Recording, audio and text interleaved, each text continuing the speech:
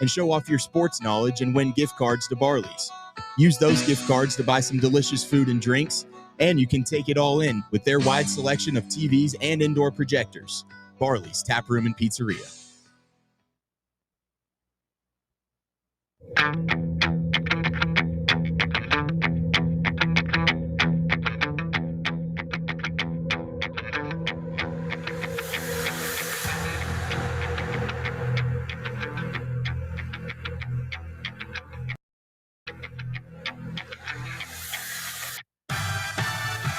And here we go live from the White Claw Hard Seltzer Studios. It's the Playbook presented by VIP Play with Brett Hollander, Jackson Freeman, and Garrett Armburst. I'm William Pattison. We appreciate you listening along with us on this Monday right here on Fan Run Radio, the debut show of the Playbook. We appreciate to everyone tuning in. Obviously, I've been doing overtime over the last 2.5 years, and now make the switch to the 1 to 3 slot. So honored to have this opportunity. I wish it could come after a big-time win on Saturday, but, man, we've got a ton to talk about from Saturday's game between Tennessee and Georgia. I call these days after losses the therapy day, therapy sessions. So over the next hour, we'll talk all about Tennessee, Georgia, our takeaways from it, try to air it all out. There was a lot of good. There was some bad. There are some things that you can grow from, but we will talk about all of that today, beginning with those takeaways. We'll talk about the lingering storylines from Saturday as well. We'll have our best bets recap presented by VIP Play. And then in hour number 2, we'll go national in the college football landscape, our week 3 takeaways outside of Tennessee and Georgia. Also give our AP poll reaction and wrap it up with our final thoughts. Happy to have a new crew in here with me today. We'll introduce everyone around the table, beginning with Brett. Brett, we've done a couple of shows together. It's been a while. Yes, it has. But happy to have you on. Yeah, it's always moving parts around here, it seems. But looking forward to working with you. We've worked together in the past when I've come out of this place when it's the moon's out. And I'm sure you're kind of relieved to get away from that and adjust to this lunch hour kind of time frame. So, yeah, happy to be here. Happy to be working with you 5 days a week, I guess, now. Yeah, it is an adjustment. You know, I was talking about it over the weekend. I was like, I've been doing it from 6 to 8 for so long. I've just kind of become accustomed to it. Now I can, kind of get my nights going a little bit, quicker. Have your evenings. Exactly. So really excited for this 1 to 3 slot. Jackson was with me for the tail end of overtime as well. Happy to have him in today. Tough weekend for his sports teams. Jackson, how are you? Oh man, I'm doing all right, but I mean, just a abysmal weekend for me in the sports world. And I mean, I think what hit me the worst was Saturday night. I had a 5-leg parlay. Mm-hmm. I had Tennessee covering. They did Miami covering. They did Ole Miss money line. Mm-hmm. Vanderbilt covering. Yeah. And Notre Dame money line. Oh gosh. And I was in a bar while Notre Dame was playing. I had no service. The last thing I saw was it was 4th and 11, and they were winning, and I knew it was going to be the last play. And I told my brother, I said, there's no way they give up a touchdown here. And I checked 30 minutes later and saw that A&M had won, and I'd missed out on $600. Mm-hmm. So, but other than that, happy to be here. Tough day for you. I'm sorry to hear that. Garrett, known as G5 Garrett on the chase. Now, I'll have to find another nickname, but some college football, so happy to have you on during this college football season to break it all down. How are you today on this Monday? I'm good. We're better than we were Saturday night. Saturday night was pretty rough. I had 2 of my buddies from Georgia staying with me pretty much all in my ear all Saturday night about the loss. Yeah. Went back, kind of watched the game yesterday. A lot of positives to take away from it that we'll get into. Definitely some negatives to take away from it as well. But, it is what it is. Falcons won last night. That was a win. So we move on. There you go.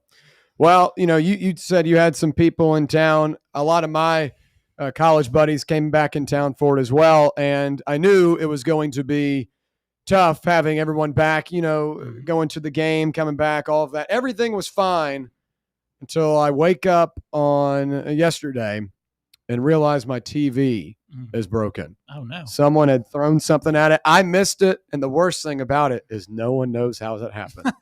So tough weekend for everyone, whether it was on the books, whether it was with the electronics or just the game overall, a tough weekend. But at one point, it looked so promising. We'll dive into our takeaways.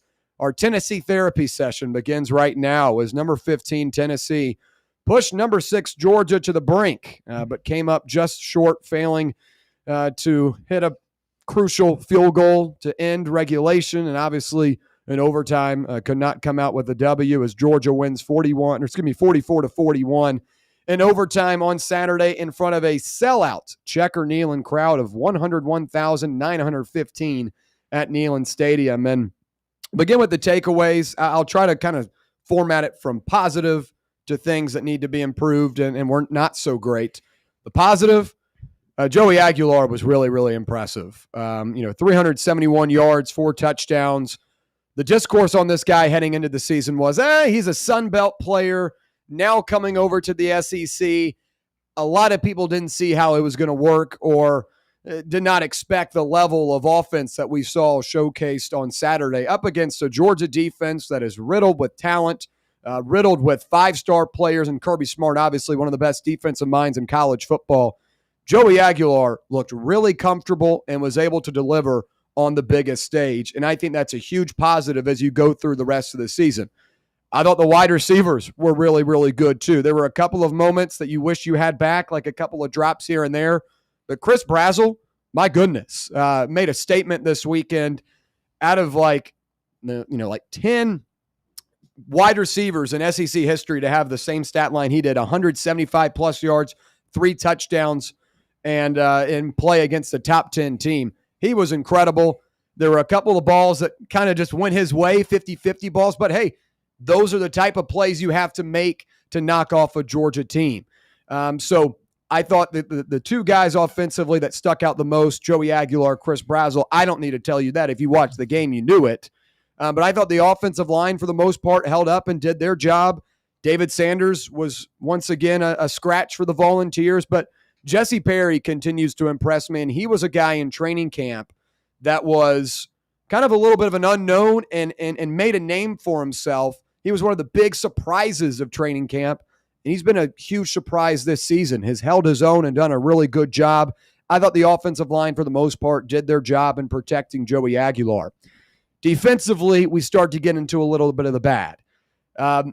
As much as a good start to the season that Ty Redmond has had against Syracuse and ETSU, Georgia made it clear that they were attacking him on Saturday. There were a ton of big plays that came victim to Ty Redmond not being able to make a play, and it was a tough day for him. But, hey, he's a freshman, and that's a really, really tough ask to have.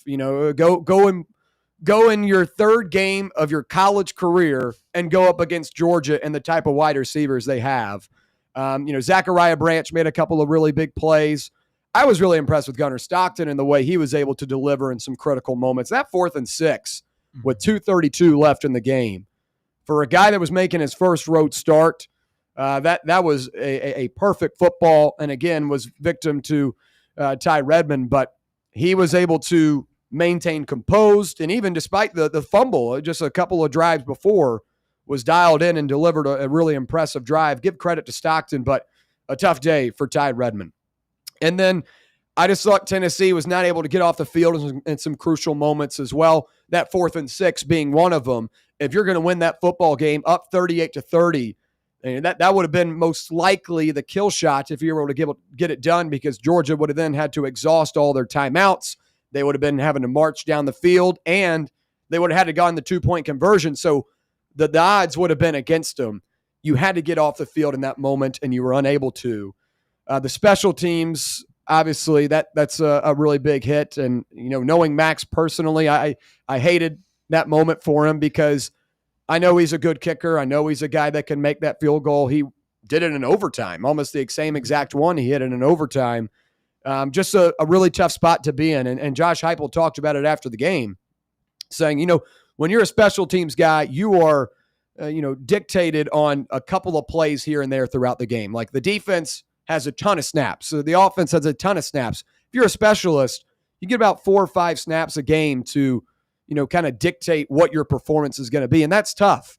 And yes, he misses the one that would have iced the game and won it for you, but he did deliver in overtime, and you have to trust your defense that they're able to get a stop.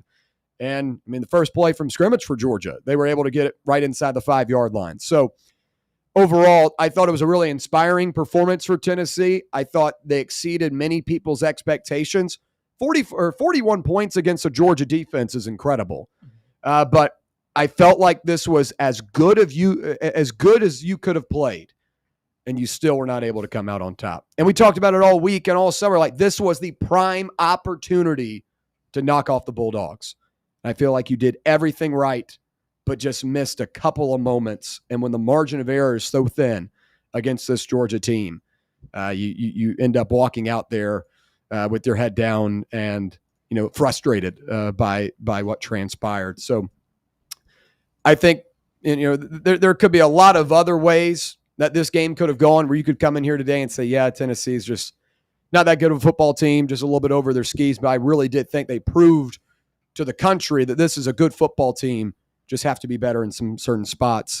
Garrett, what'd you make of the game? What were your takeaways? And we'll go around the room and give them. Yeah, no, I thought the offense looked really good. I think if anyone told you that Joey Aguilar would have this type of game, you would have thought he was crazy. Went, 24 of 36, 371 through the air, 4 touchdowns. He did through 2 picks. But, when you're that kind of gunslinging quarterback, that's going to happen when you're trying to go up against a defense like that.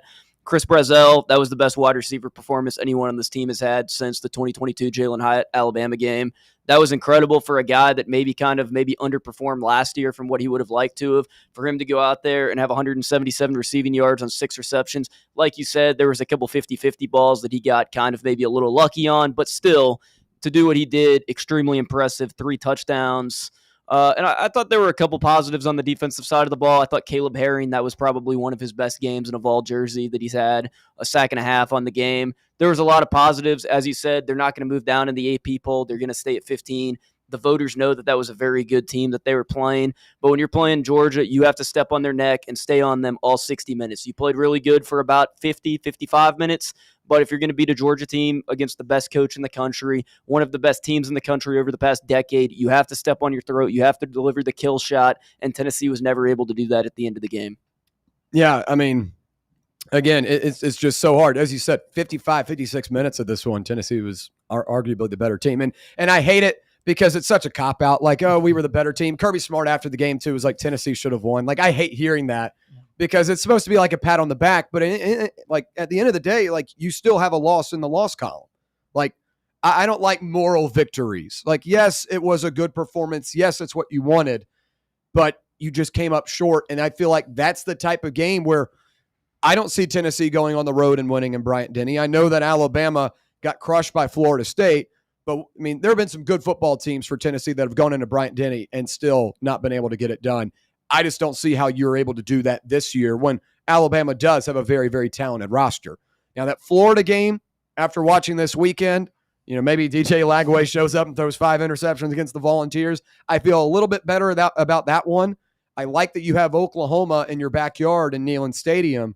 But again, this would have been a huge opportunity to have a little bit of a mulligan the rest of the way. You would only have to win 1 out of your next 3 big games. And Mississippi State could be a really interesting one now, too, especially with the way they looked against Arizona State.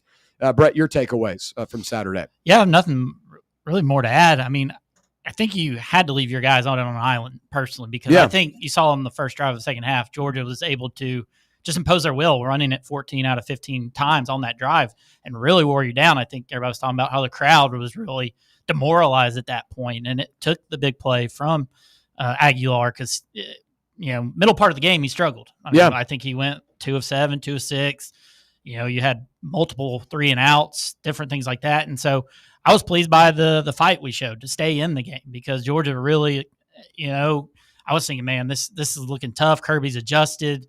Aguilar's kind of turning into that quarterback we got from App State a little bit, and you happen to make a play which got momentum, got the crowd back on your side, different things like that.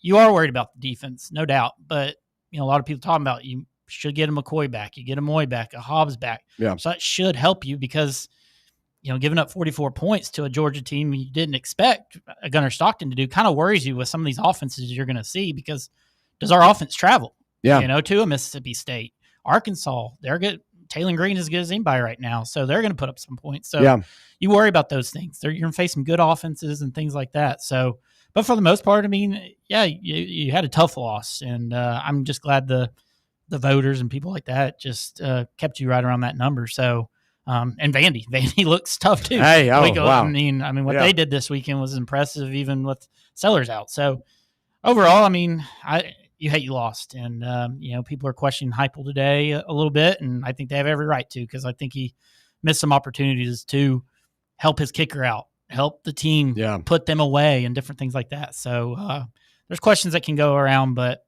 it's a tough pill to swallow this morning. Jackson, your takeaways?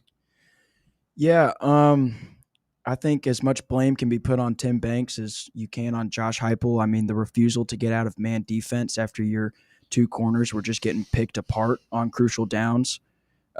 Really infuriating, especially that fourth down play, putting Ty Redmond and man on London Humphreys. I mean, that might be, if I'm a defensive coordinator, one of the last things I do. It's but even on the offensive coaching side, you get the turnover second to last offensive drive of regulation and you run 3 times and kick a field goal. 2022 versus Alabama in a situation like that, they went for the end zone. They went for the kill shot. And you can't play conservative football and expect to win against a team like Georgia. Yeah. It's just, it was really disappointing. I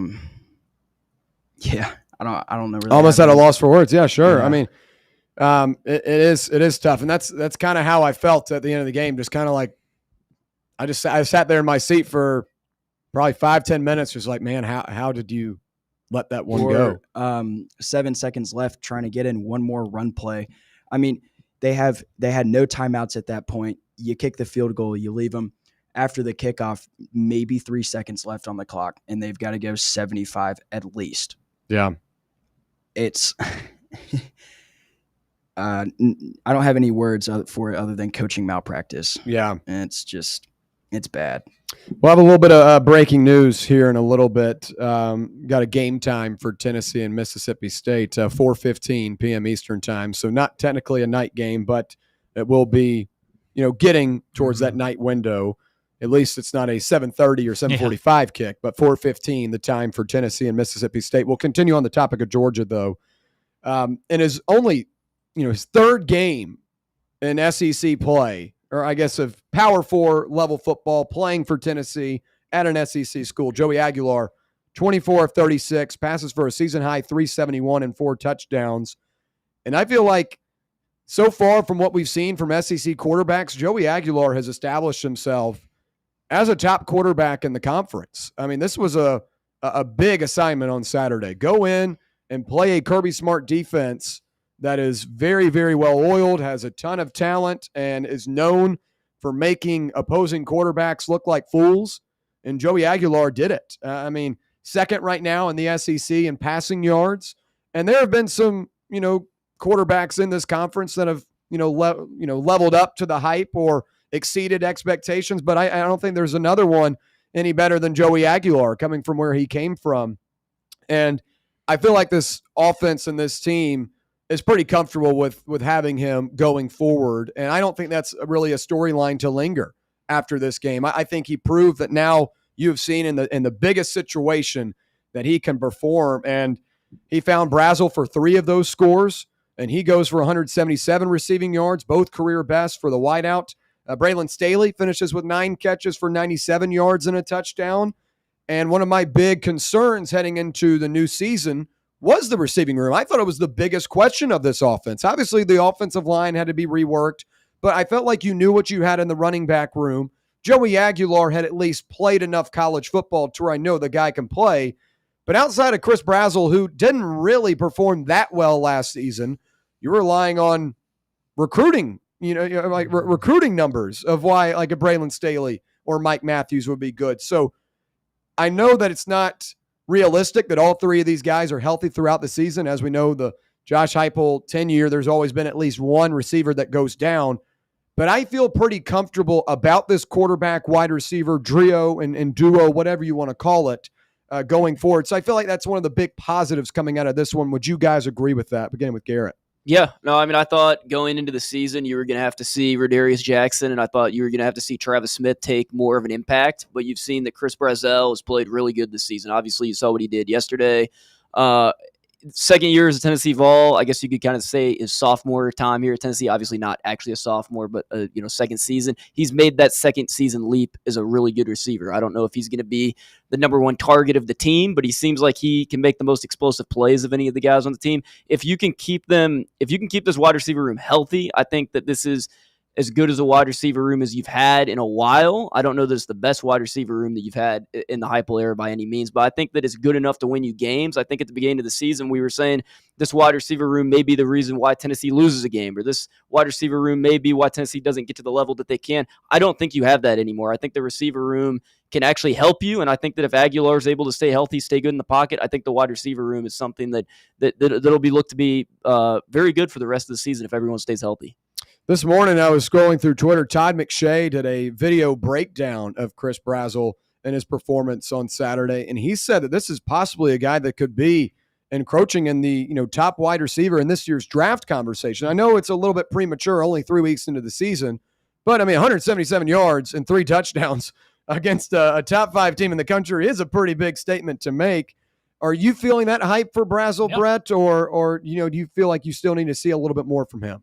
No, I mean, the thing that's not talked about is some of his routes. Yeah. He was yeah. turning guys inside out. I mean, he wasn't just running fly patterns. He was setting up those long passes and things like that, turning guys inside out. It was impressive. He looked, maybe he wasn't healthy last year because I saw a step I haven't seen from him. Maybe just had the confidence in Aguilar. I don't know. But yeah, I mean, it's impressive with those 3 guys, and it's a breath of fresh air having 3 guys that can beat up a defender. Last year you really struggled, and I'm just surprised that Heupel couldn't see that with some of these guys and their performances, because you could have really used that last year. And yeah, I was extremely impressed by what Brazzell did. I mean, he's just really good. That's all you can say. Well, you mentioned his release, and I went back and rewatched the game, and obviously there are some moments where you're just like, wow. Yeah. I mean, the way he just gets off the ball, the release was really, really impressive on a couple of those deep plays, those deep touchdowns. I mean, just he was able to zip right by his defender, get that extra step. And I think the most impressive thing on that long touchdown, I believe it was the second one of the game, where he kind of had to slow down a little bit and then go back to the ball. The balance on that was really impressive to where he got hit. Yeah, he got hit and he kind of stumbled around, but he had a walk-in touchdown because he was able to keep his balance. I thought that was really impressive. Just going back and looking at some of the specifics of those routes and how those plays developed. Brazzell so far has established himself as the number 1 wide receiver on this team. And again, in a big spot, he was able to perform. Before we get to the break, let's talk a little bit about the defense, and we'll continue our storylines and takeaways from the Georgia game on the other side. But defensively, linebacker Arian Carter, safety Andre Turrentine recorded career highs for tackles with 14 and 10 respectively to pace the Volunteers. Redshirt sophomore edge rusher Caleb Herring had his best game in a Tennessee uniform. Constant pressure on the Bulldogs, totaling 4 tackles, including 2.5 tackles for loss, 1.5 sacks, and a hurry. And then Ty Redmond had the lone interception of the game, his first career one. But as we mentioned, a tough outing for him overall as Georgia continued to attack him. And going into the game, I felt like Tennessee was going to totally try and X out the run game for the Bulldogs and make them get it done in the air. And I feel like that's why you continue to see man coverage and continue to see Ty Redmond on these Georgia receivers. Even though you continue to get bashed that way, Tennessee did pretty much eliminate that run game for the Dogs at times where they were only running for about 3 yards a carry. And this is a offensive line that needed a little bit of a reworking heading into this game. I thought for the most part, Tennessee was able to get pressure, a hell lot more pressure than they did last year against the Bulldogs.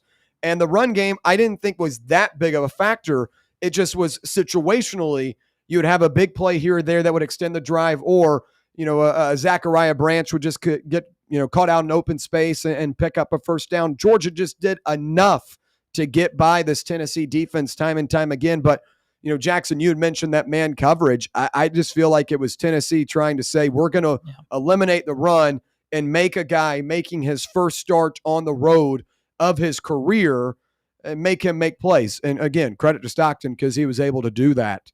The two guys I would really pick a bone with on Saturday for Tennessee's defense, obviously Redmond being one of them. But I thought Farouk was really bad in some moments. Tackling was a big issue on Saturday, especially in that second level. And I mean, Boo Carter's got to be out there more often. Like, I'm tired of the Farouk thing. Let's just play Boo Carter, even though he had the little bit of a muff on his second punt and didn't have any big special teams returns that way. Boo Carter's got to be out there. He's a playmaker. He's your best guy. And I don't like how you're continuing to rotate him in and out and try to get some of these other guys involved. He needs to play. And I thought Farouk was a sour spot in the secondary for Tennessee. And I get it. Ricky Gibson out. Jeremiah McCoy's out. You're trying to make things work in the absence of that. But you got to have your best players out there more often. And I thought this was a game where you went away with the slaps on the wrist from this summer and say, we're trying to win a football game. Boo Carter, go make plays. I thought he should have played more on the defensive side of the ball. Farouk was a big loss for me. But again, for a guy like Caleb Herring to have the type of performance he did, I thought was inspiring, though, because he was a guy that was lost in the rotation last year, really to begin the season this year, against Syracuse at least, did not get a whole lot of run. This was a really strong performance from him, as ETSU wasn't a great one.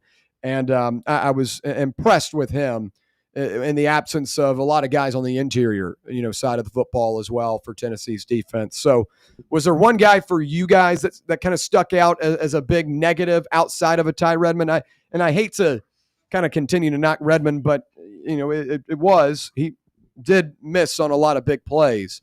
But was there another guy that you might have seen on Saturday? You're like, we got to get better snaps from him. I mean, I think the Farouk one was fair. I mean, I think his stats on paper were pretty good, but he had some pretty poor missed tackles, just not very good coverage on a couple plays. I mean, you can point the finger at Ty Redmond and say, well, he gave up, the bad play at the end of the game, and that was, the defining factor of how the game got tied. You can't give up 36 points before that. I mean, yeah. Stockton threw it right in the basket. It was a great play. I think you said at the beginning of the game, we're going to see if Stockton can make some throws. We know Nate Frazier is going to be a really good running back. See if he can get the ball to Colby Young. See if he can get the ball to Zachariah Branch. And he did. Colby Young and Zachariah Branch had good games. And the secondary had to be better. Obviously, when you don't have your top two corners, you're in a tough situation. But I don't know. I thought up front they played pretty good, but that back half, like you said, you have to have Boo in the game more. He's the best athlete on the field. He's your best athlete on the team. You got to put the stuff from the summer to rest. Just put him on the field, especially in a game like this. I don't think what happened this summer really matters. Brett, anyone for you that stuck out? I mean, you just got to point to secondary. I mean, the defense line held up as long as they could. I mean, I think Georgia ran almost 90 plays in the game. Yeah. I mean, that was just, for us to even be in that ball game come the second half was pretty remarkable. I mean, we had some quick drives, quick scoring, so that kept them on the field longer. But, I mean, what do you do as Tim Banks? Like, you got to be able to – because they – the way they ran the ball to open the second half, you couldn't just stay in coverage or whatever. You couldn't help your corners. So they're picking you apart defensively. So, yeah. I mean, Farouk was obviously the worst of the secondary. I mean, graded out 45 in like 80 plays. That's not good. It worries you. I don't know what the Boo thing is. I mean, it seems wild to me. So I think there's more to this story than we even know about, honestly, for him not to be out there in the biggest game this season. So. All right, when we come back, we'll continue our Tennessee therapy session, talking about the big storylines that linger from Tennessee's 44-41 loss to the Bulldogs on Saturday. Stay right here. It's the Playbook, presented by VIP Play on Fan Run Radio. For the fans, by the fans, this is Fan Run Radio, Knoxville. The number one problem we see at our clinic is delaying treatment. ED can get worse. Book your appointment right now. Call 865-544-8220. Prefer privacy? Book online in under 30 seconds at menspronknoxville.com. At our clinics, men's sexual health is the whole job. Look, I'm a normal guy too. I hate going to the doctor, but we've helped so many guys in here just like you. Even if pills have failed, our medical team is going to take the time to talk you through it. Same day in-house lab, and the treatments, well, they could change your life. Your local medical team has your back. ED, performance, Peyronie's, size and shape modeling. We tailor what works for you. I'll get to the point. Can you imagine epic performance and epic sex? Yeah, I said it. A stronger you is closer than you think. We're available right now. Call 865-544-8220 or book in 30 seconds or less at menspronknoxville.com. Men's Pro Knoxville, making it happen. For over 3 years, Crumble Cookies has served the Knoxville area. From Clinton Highway to Parkside Drive, even our friends out in Maryville have reached you, our fans, with the best cookies in the game. This fall, Crumble is gearing up for yet another fantastic season. Whether you're tailgating or looking for a pick-me-up after getting the kids from school, Crumble has you covered. Download the Crumble app to check out this week's rewards and features. And stop on by. Tell them Fan Run sent you, but don't miss the cookies. Got a flat tire? Strange noise under the hood? Don't stress. Roll into Matlock Tire and Auto Service. From oil changes and brake repairs to brand new tires, Matlock's certified techs do it all. Fast, friendly, and fair priced, Matlock is the home of the price match guarantee. Bring in any competitor's ad and Matlock will match the exact same tire for the exact same price. Matlock Tire and Auto Service. 5 locations in East Tennessee. Visit MatlockTireService.com to find the location nearest you and schedule your appointment. Yee-haw! I've been hooting and hollering ever since I started betting with the VIP Play app. VIP Play has more than 200 leagues, every bet type you can imagine, live betting and live hosts, all with 24/7 support from real live people when you need them. Start betting better with the VIP Play app today. Don't be a better, be a better with VIP Play today. Download VIP Play today or head to VIPPlayApp.com. Make sure you use the promo code FANRUN to take advantage of their welcome bonus and so they know that we sent you. Gambling problem? Call 1-800-8899-789. Must be 21 or older and located in Tennessee to bet. Ready to launch your career? Axle Logistics is a leading third-party logistics company where excellence is an energy. With an award-winning culture, Axle proves that positive outcomes come from a positive environment and a work hard, play hard mentality. At Axle, the drive for success is infectious. And with an uncapped commission structure, hard work isn't just noticed, it's rewarded. For those with big goals and even bigger dreams, Axle Logistics is the place to start your career.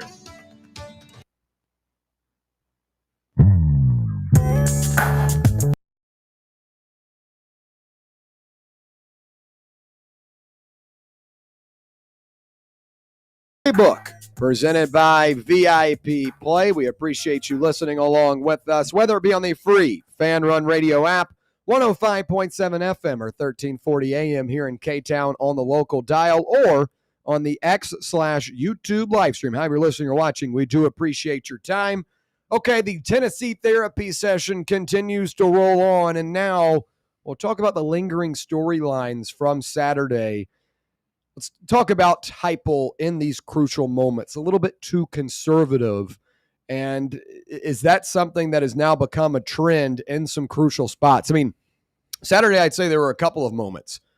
35-30 with about, 6 minutes to go in the fourth. You get the big strip sack of Gunnar Stockton in field goal range. And it's 3 runs, and you settle for a field goal. 38-30 obviously makes it an 8-point game, forcing the Bulldogs to have to execute a 2-point conversion and march all the way down the field. But as Jackson was talking about earlier, it felt like the opportunity to put the game away. If you put together a really strong drive right there, get in the end zone, you've got, 30, 40 yards to get in the end zone. And all day, I mean, sometimes it took 1 or 2 plays to get 70 yards. I felt like you were way too conservative in that moment, and it almost felt like Heupel was a little over his skis, where he was a little bit worried of, trying to do too much and not take advantage of the opportunity to force it to 8. And that's where I feel like coaches like Kirby Smart and, some of the the top tier coaches in college football, I feel like that's where those guys are really, really good. 4th and 6 for the Bulldogs with 2:32 to go. They line up, they find the matchup they want, and they execute it to perfection. You're not always going to execute everything perfectly. Obviously, at the end of the game, Tennessee was unable to. But, like, Kirby Smart felt like very comfortable in those moments as Georgia drove down the field. I don't know if Tennessee would have been able to orchestrate something like that because you had, 10 yards, 20 yards, 30 yards ahead of you to put this game away, and it's 3 pretty basic routine run plays that don't amount to anything. So I thought he was really conservative there. At the end of the game, you were able to march down the field, get in field goal range. I thought that part of the drive was good. I mean, with 2:20 to go, you move the chains multiple times, you execute there. But it felt like every time Tennessee got around that 40, 30-yard line, I was like, okay, let's pump the brakes a little bit. Let's go away from what we were doing. I think one of the big things that's been overlooked in this one is how bad that overtime drive was. Everyone wants to hit on Max Gilbert and call for, his job and all this stuff. And social media has been horrible. Got to keep in mind, folks, this is a guy that, is a 21-year-old college student that wants to win and hit that shot more than anyone either. So the comments are always going to be a part of it. But I've hated seeing that from a lot of Tennessee fans because, that one play does not define a game. Let's talk about the multiple times where the offense stalled out in critical spots. You're 21-7 in the second quarter, and you have stall outs continuously. Still went to overtime. Yeah. So, you have an opportunity in overtime, tie game.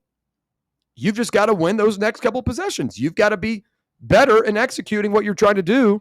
And Mike Matthews has a critical drop that, puts you in an even tighter position. But, Georgia comes out first play of overtime and marches at 20 yards. So, you were able to move the ball all game, and just in some key moments, it looks like a totally different team. So, I know everyone wants to talk about the field goal, but I think the bigger storyline is how bad you looked in overtime, where you had the worst offensive possession of the night and the most critical spot in the game. So, I just think that there's a level to Heupel that he's yet to achieve, and it's the big games, but it's the crucial moments in those big games. And you go back to that, Tennessee-Alabama one. With 5 minutes to go, Hendon Hooker fumbles the football. Alabama takes the lead. That was poor execution there. Obviously, you were able to get down the field and score, and you were graced by a missed field goal from Alabama that gave you the opportunity. But, hey, you were able to get into field goal position quickly there. I thought that was good execution. But outside of that, what other big game has there been crucial, critical play calling that has amounted to a big-time success in a tight game under Josh Heupel? Can anyone think of one right off the bat right now? Even against Georgia last year, I thought you were a little bit conservative in spots. Yeah. Mm-hmm. You come out guns a-blazing first quarter, set the tone, get a little bit conservative second quarter. I thought he was conservative on, 4th down a couple of times as well, or where you were in a 3rd and short situation and put yourself in a 4th and, 6 last year against the Bulldogs. I think just the critical stuff, the execution hasn't been there under Josh Heupel, and Saturday was an example of that. Jackson, you raised your hand. Something to add. Yeah, you mentioned that first play of overtime for Georgia. I kind of want to go back to the end of last segment for a minute and talk about a guy that on defense. Jeremiah Thielander was right there to make that play, get that tackle, and prevent that 20-yard rush, and he just completely whiffed. There was a lot of that on their outside zone run plays. Our linebackers or DBs were right there to make the play, and just poor tackling. And on a lot of the screens, too, just really poor tackling. Sorry, that you mentioning that play just made me think of that. No, and I think that was a theme on Saturday. There were a lot of missed opportunities. I hit on Farouk earlier, but there was missed tackling throughout the day to where that's where I, again, feel like Georgia's just a better team in those little smaller things. Georgia's a really good tackling team. You get in front of them, and they're bringing you down. There were a couple of plays where Tennessee's running backs were able to break off a couple of yards after contact, but for the most part, if Georgia gets their hands on you, they're bringing you down for not much more of a gain after that. So again, it's nitpicky, and you played well, but again, it's like one of those things where if you want to make it to the college football playoff and you want to reach the heights that you want to achieve under Josh Heupel, you've got to win these games. You've got to win the ones where you put up 41 points against Georgia. You've got to win those games. And I mean, that's just it's so infuriating that you were not able to get that done. And I think like Max Gilbert's being used as the scapegoat for a lot of the other things that went wrong in those final moments. I mean, I think the overtime drive should be the number one talking point today. I mean, obviously Max the field goal is really, really tough and he should have made it, but it's a tie game. It's an overtime. Do you think Heupel could have helped him out in that situation though? Like use a timeout or run another play. Don't just, all right, bring him out. You know, like after the false start, he just brought the false start. Yeah. Brought Gilbert out. So it was always kind of chaotic and you had 2 timeouts. Like, yeah, I felt like I thought he was going to run another play. It's mishandled. Yeah. You know, so, I thought he was too. Talking point. But that puts you behind, you know, that you know, the little things is what I talked about on Friday on overtime, obviously now a new show today. But what I talked about was like the little things. Playing clean football can come up so big in these really important moments. Can't afford a false start with 7 seconds left in the game trying to get in field goal range. When you're not even blocking anybody. No. You're just basically D'ing the ball to get the kicker in a more centered position to kick it. Yeah. It's just like that type of stuff just cannot happen. The lack of a screen call on either of those last 2 drives when, I mean, maybe the last drive, a screen wouldn't have been necessary, but the second to last drive after that turnover, I mean, Georgia was selling out for the run. I think everybody in the stadium knew you were probably going to run the ball 2 of those first plays. And to try to not catch them lacking with a screen, it's just, yeah. I mean, the screen was a focal part of Tennessee's offense up until this year, and now it's like it's gone. Yeah, you know, last year everyone was so tired of seeing it. They're so tired of seeing those quick screens. But I feel like that's an extension of your run game, and you've got the running backs now that are able to pick up, you know, good yardage. So I feel like that's the reason why they've gone away from it. But, you know, I feel like if you weren't having that much success with the run in the final 5 minutes. Do you think overtime was worse than after the turnover, running it 3 straight plays? Because I think that was – well, that was bad too. I mean, he had the false start, but then he's still – I don't know what he was thinking. Not to even attempt to pass. Situationally, though, you wanted to still make sure you were staying in field goal range and didn't make a mistake because you extended the lead to 8. And overtime, did you even get a first down? No, it was 3. It was 3 and out. That's just crazy to me. But I feel like in overtime, it's more important because now it's life or death. Like you're in field goal range, but Georgia has 25 yards to score. Yeah. So I just feel like the pressure was more so there in overtime to have to execute and have to get in the end zone. I know we're being critical of that possession after you got the fumble, but at least you didn't make any mistakes to take you out of field goal range, and you're still able to do the job and making it an 8-point game. You would have hoped your defense. And I think Georgia's taking a shot there because they know they have 3 timeouts. They got the 2-minute warning. So let's take a shot. And I thought Banks could have called a better defense, provide some cover there. But yeah. And speaking of that defense, I do want to talk about another storyline today. How much longer can the Vols survive in the secondary, particularly without Gibson and McCoy? Obviously, UAB this weekend will not be, anything worth getting worried for. But Arkansas is a team that showcased this weekend on the road. They can put up some points. Taylon Green, I think, is a really, really good quarterback. I think he made a mistake coming back to Arkansas. I think he would have been much better off, exploring the transfer portal and having a better opportunity to win high-level games because I just don't think Arkansas has the roster to do it. But Taylon Green has the ability to put up points and the ability to will this Arkansas offense into games. Ole Miss is a team that puts up a ton of points, and that was a shootout. When was the last time Arkansas was truly in a shootout with a good team? And, I know you're in Neyland Stadium for that one as well, and that's going to be a tough environment for an Arkansas team to play in. But, no Gibson and McCoy, I don't think you can go into Alabama with any comfortability of we're going to be just fine without those 2 guys. How long do you think this can last if these guys aren't able to see the field? I think the Arkansas game, Arkansas and Oklahoma have dual threat quarterbacks that can run the ball and throw the ball, and you're going to have a secondary that can guard against that because if you don't, they're going to put up points. And you can't expect your team to win a shootout every time. That's just not going to happen. The offense was great this week. The offense probably is not going to be great every single game. And it was especially concerning to me, especially in this game, that they just took the ball out of Aguilar's hands. I understand situationally you do want to run the ball and you do want to take time away in the clock, but once you force that turnover, I would have taken at least a shot at the end zone on first down, maybe on the sideline, see what happens, see if you can draw a flag. I mean, there was a couple PIs that were called and defensively on Georgia. Explore that option, get into the red zone if that happens. I just don't understand why you take the ball out of your quarterback's hands. That, to me, is a little bit jarring going into the next few games. If you get into a close shootout at the end of a game here, are you just going to settle for field goals?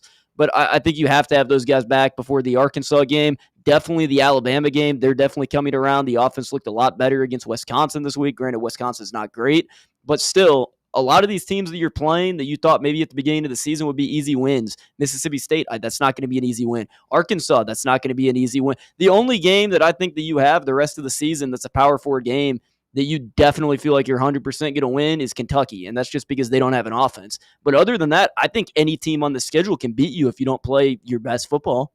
Guys, what do you say? I'm not sold on Mississippi State. I know they're 3-0. Okay. But they haven't played anybody that's really impressed me. Arizona State is not a good team this year. Kenny Dillingham said it back in summer. He went viral for saying, "Don't be surprised when we're 5-7, 6-6." Yeah. I mean, and I put a lot of stock into that. I mean, you're in the middle of summer practice saying that. I mean, that's pretty. You don't hear a whole lot of coaches say stuff like that. Yeah, no, I think that's a good point. I was very high on Arizona State coming into the year because I do think they have a lot of good players. I mean, Sam Leavitt looked the part this weekend. He was a train wreck against Mississippi State. And that's, some of the part of a quarterback that's, I wouldn't say he's young still, but, I mean, obviously he's only a redshirt sophomore, made a couple of those boneheaded mistakes up against an SEC-level defense. I give a lot of credit to Jeff Lebby, though. That's a tough job to have. And Blake Shapen is a good quarterback, and I think he displayed that against the Sun Devils, who have a solid defense. I think one of the better ones in the Big 12, at least on paper. And he delivered a critical moment drive in that one the last weekend against the Sun Devils where, I mean, it was one big play for a touchdown, but hey, he still made the play. And I think Mississippi State's a little bit better than at least we thought. Like Arizona State might not be as good as a lot of people anticipated, but I do think it is true to say Mississippi State is a better team than Mississippi State is better than the last place of the SEC they were plugged into. But I don't know that they're better than like 14th in the SEC. Sure. But I do think that game will be a true test of how far Tennessee can go without a Ricky Gibson or Jermod McCoy. Yeah. It is another, they are an SEC offense, SEC team. You are going on the road. So I think that might be their first real test of if that game does turn out to be a shootout, might first point at the secondary. Yeah. And see how Ty Redmond and Colton Hood are doing. All right, when we come back, it's our best bets recap from the weekend presented by VIP Play. And in hour number 2, we'll go over week 3 of college football, our takeaways from around the country, and as well as looking at the AP poll that released yesterday, where the Vols fall in line following the loss to Georgia on Saturday. Stay right here. It's the Playbook presented by VIP Play on Fan Run Radio. Catch up with all things Fan Run by subscribing to our podcast feed. Like, rate, and download the show from the Fan Run app or wherever you get your podcasts. North Knox Siding and Windows is a complete exterior home improvement company that can help you with all your home exterior needs. If your home needs new siding, windows, doors, gutters, handrails, a deck, or a new roof, then give my friends at North Knox Siding and Windows a call at 865-689-0505. You can also visit their showroom at 5618 North Broadway. Locally owned and operated and proudly serving all of Knoxville and the surrounding areas, North Knox Siding and Windows. Online at northknoxsidingandwindows.com. Have you ever found yourself wishing your clothes looked brand new again? Whether it's your favorite suit, that little black dress, or your comfy winter coat, Crown Cleaners can make it happen. From stubborn stains to delicate fabrics, the expert team at Crown Cleaners uses the latest cleaning technology to ensure your clothes come back looking and feeling fresh. Visit one of their 2 area locations, Kingston Pike on Bearden Hill or South North Shore Drive near Dunkin' Donuts. Online at crowncleaners.com. Crown Cleaners, a tradition of excellence. Attention service members and veterans. Introducing the Griffin Law Firm, your trusted ally in military legal matters. From court martials to benefit claims, At Griffin Law, your mission is their mission. Here's VFL Marshall Griffin. As a veteran and retired military attorney, I've successfully defended lifelong benefits and helped preserve professional futures. So I know that when you hire a military justice lawyer, you maximize your chance to get relief. With my unique experience, I can advocate for you because there's no military matter that's too big or too small. Let us help you make these critical decisions that could affect the rest of your life. Remain silent. Request counsel. Call Griffin Law. For a free consultation, call 888-707-4282. That's 888-707-4282. Or just visit griffinlawdefense.com. Vol fans, reimagine your home at Broadway Carpets and Flooring for any remodeling or building needs. With a variety of carpets, rugs, hardwood, vinyl, and stone, Broadway has all the flooring and installation options you're looking for, including pet-resistant products like Pet Perfect Carpet from Shaw Floors. Visit their showroom in downtown Knoxville or the location in West Knoxville located on Kingston Pike near Pellissippi Parkway today. Rickard Ridge Barbecue, located in beautiful Cove Lake State Park. Rickard Ridge is home of the best ribs in the Volunteer State. Smoked daily by Pitmaster Mark Rickard. The barbecue at Rickard Ridge is mouth-watering, fall-off-the-bone delicious. Take the scenic drive up I-75 to exit 134. For directions and to look at the rest of the menu, visit Rickard Ridge online at rickardridgebbq.com.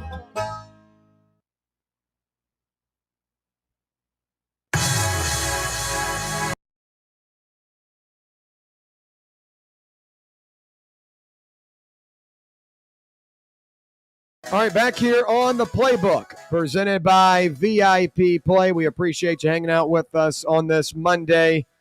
Plenty of good conversations so far, recapping what went down on Saturday inside Neyland Stadium, a Tennessee therapy session, as I call them after some tough losses. Best bets recap, and obviously if you listen to me on Overtime, I always give my best bets. We'll do the same here as we are presented by VIP Play. Go claim your VIP Play welcome bonus, folks. College football season, the NFL are both back. There's not a better way to get in on the action than the VIP Play app. When you make your first bet of $5 or more, you'll get $100 instantly in bonus bets by using the code FANRUN. That is FANRUN in all caps. And right now, everything is running smoothly on the app. New withdrawal and deposit methods are there. There's no reason now not to bet on the VIP Play app, and did so this weekend, made some money. Let's talk about it. My best bets recap from week 3 of college football. A strong week. Started off on Thursday night with NC State -7. They beat Wake Forest 34-24. Got off to a tough start, allowing a 98-yard kick return. But hey, we bounced back and covered. On Friday night, I told you Houston -4.5, and the Cougars with Connor Weekman looked impressive against a Colorado team that's trying to figure out their quarterback situation 3 weeks into the season. On Saturday, we had 5 plays, and we started off strong. Alabama -20.5. They beat Wisconsin 38-14.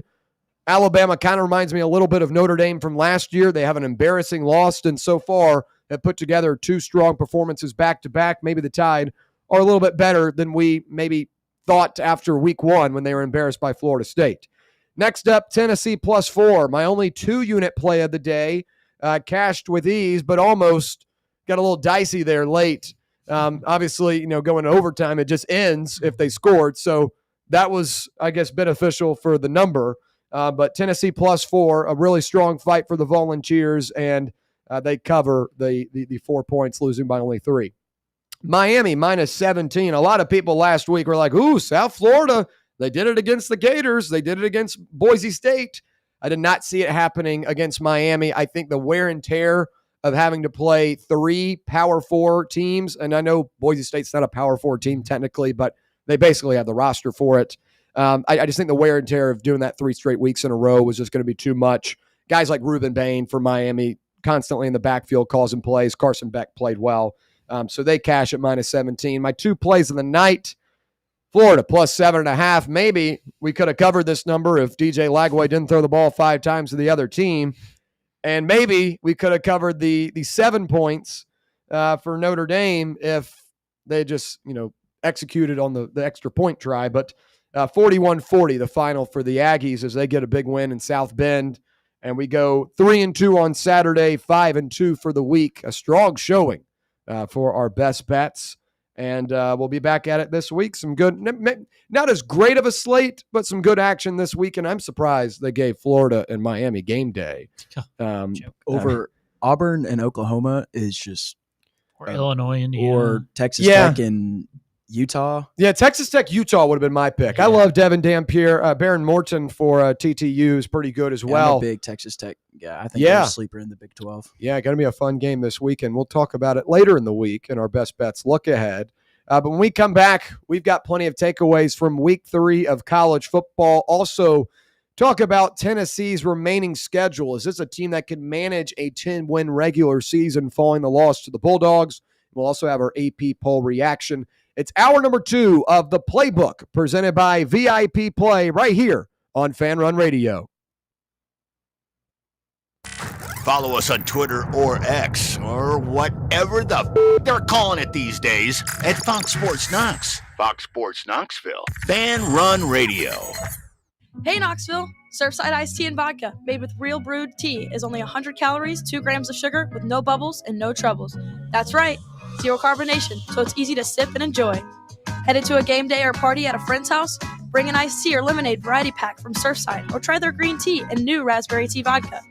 Find the can with the sunset stripes this season. Surfside iced tea and vodka, sold at bars, restaurants, and stores near you. Surfside iced tea and vodka, sunshine in a can. Must be 21 or older. Enjoy responsibly. Friday Night Lights are back, and that means so is the SM Athletics Friday Night Scoreboard Show. Join me, Tim Hill, a.k.a. Vols Tim 85, and my crew every Friday night starting at 9:30 p.m. Live action, live calls, and all of the biggest talking points in East Tennessee high school football. It's the Friday Night Scoreboard Show presented by SM Athletics right here on Fan Run Radio, 1340 AM, the free Fan Run app, and streaming live on YouTube on Fan Run TV. Citizens National Bank. Are you getting penalized because you can't make it to your bank on time? No need for unnecessary roughness. It's time for a new game plan. Easily manage your accounts with Citizens National Bank's mobile banking app. Check your balance, deposit a check, and pay a bill all from your phone with CNB's mobile banking. Citizens National Bank. Banking never felt so good. Member FDIC. Hey, Vols fans, Cody Brown here. I grew up right here in Tennessee and know what it means when someone says, I've got your back. That's why you can trust Farm Bureau Insurance of Tennessee. Whether it's your home, your vehicle, your family's future, or the business you built from the ground up, we will show up for all of your insurance needs. We are Tennesseans who understand what matters, which is doing right by you. Insurance is not all about just paperwork and policies, but it's about the people we insure every day. So if you want insurance that hits home, give me a call at 865-992-3871. Go Vols. Hey, football fans, this is Stats. And this is the Sheik. And together we are the Cover Boys. And we cover college football like no one else. Each week we preview all the big games in college football. And we may not tell you who's going to win, but we'll tell you who's going to cover. Our patented right sides are clicking at 66% against the spread all time. So join us right here every Friday evening at 8 for the Cover Boys on the official voice of Tennessee fans, Fan Run Radio. And enjoy the winners, everyone. It's football time at Tennessee, so crack open a cold beer that doesn't fumble the flavor. Garage Beer is 100% beer-flavored beer. No gimmicks, just cold beer. Built for bonfires, backyards, and beating Bama. Garage Beer is proud to be brewed right here in the Volunteer State. So pick up a 12-pack today and look for the drive celebrating Football Fridays at select Garage Beer headquarters around town this fall. American-owned, Tennessee-brewed Garage Beer. 100% beer-flavored beer. Finish your high school diploma for you and your family. Visit finishyourdiploma.org to find free adult education centers near you. Brought to you by the Dollar General Literacy Foundation and the Ad Council. Barley's has live music on weekends, general team trivia on Wednesday nights at 8 p.m., and now live sports trivia courtesy of the Knoxville Trivia Guys every Thursday night upstairs. The game starts at 7 p.m. and is free to play for everyone, so head on down to the Old City and show off your sports knowledge and win gift cards to Barley's. Use those gift cards to buy some delicious food and drinks, and you can take it all in with their wide selection of TVs and indoor projectors. Barley's Tap Room and Pizzeria. You're listening to FM 105.7 and AM 1340, WKGN Knoxville, and W289CU Knoxville, Fan Run Radio.